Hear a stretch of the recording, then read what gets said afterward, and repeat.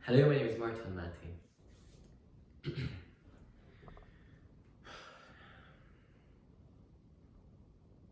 Look here upon this picture and on this, the counterfeit presentment of two brothers. See what a grace was seated on this brow. Hyperion's curls, the fronts of Jove himself. An eye like Mars to threaten and command, a station like the hurled Mercury, new lighted on a heaven-kissing hill. A combination and a form indeed, where every god did seem to set his seal to give the world assurance of a man. This was your husband. Look you now what follows. Here is your husband. Like a mildewed ear, blasting his wholesome brother. Have you eyes? Could you on this fair mountain leave to feed and batten on this moor? Have you eyes? You cannot call it love, for at your age the heyday in the blood is ta'en. It's humble and waits upon the judgment. And what judgment would step from this to this? Sense sure you have, else could you not have motion, but sure that sense is apoplexed, for madness would not err, nor sense the ecstasy was ne'er so thralled, but it reserved some quantity of choice to serve in such a difference. What devil was't that thus hath cozened you at hoodman blind? Eyes without feeling, feeling without sight, ears without hands or eyes, smelling sans soul or but a sickly part of one true sense could not so mope.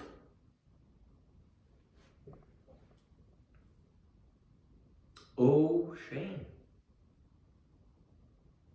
Where is thy blush?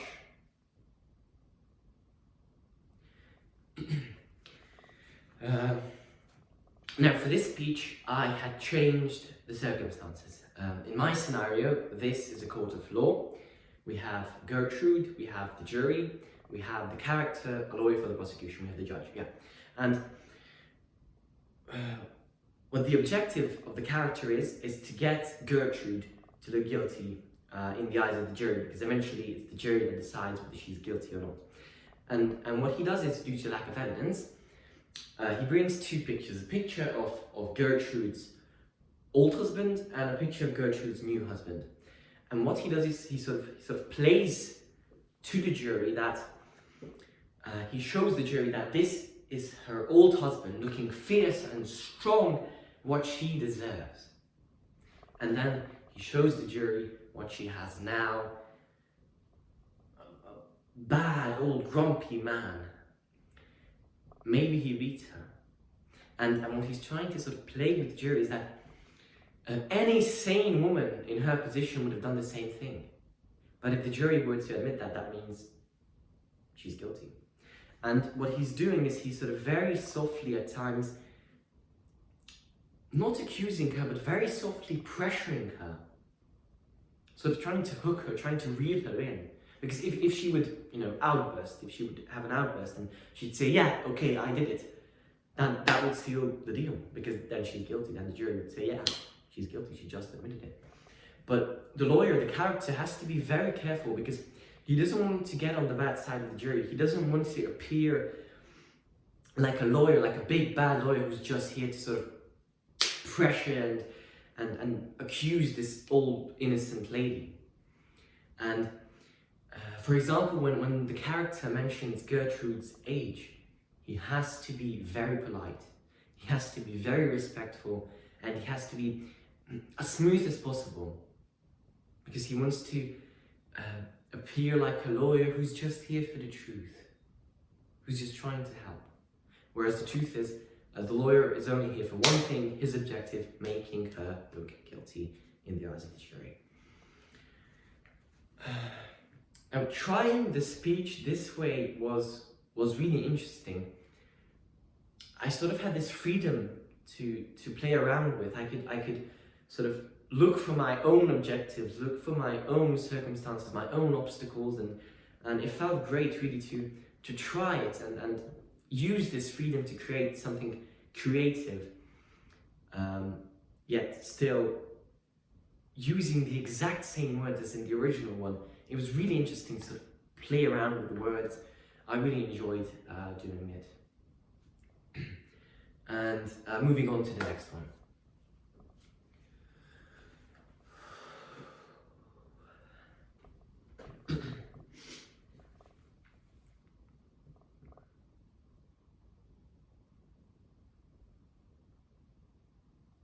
Look here upon this picture and on this, the counterfeit presentment of two brothers.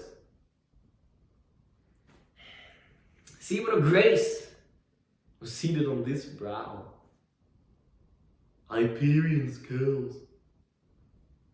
The front of Jove himself, an eye like Mars to threaten and command. A station like the herald Mercury new lighted on a heaven-kissing hill. A combination and a form indeed, where every god did seem to set his seal to give the world assurance of a man. This was your husband. Look you now what follows. Here is your husband.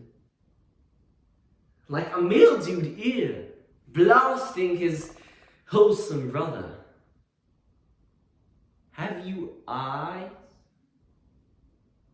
Could you on this fair mountain leave to feed and batten on this moor?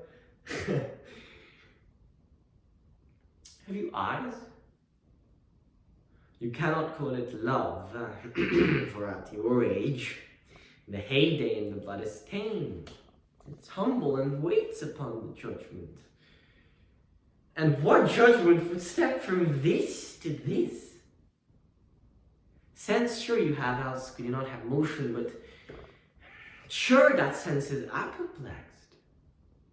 For madness would not err, nor sense the ecstasy was ne'er so thralled, but it reserved some quantity of choice to serve in such a difference. What devil was't that thus hath cozened you with hoodman blind? Eyes without feeling, feeling without sight, ears without hands or eyes, smelling so and so, or but a sickly part of one true sense, could not so mope. Oh shame, where is thy blush?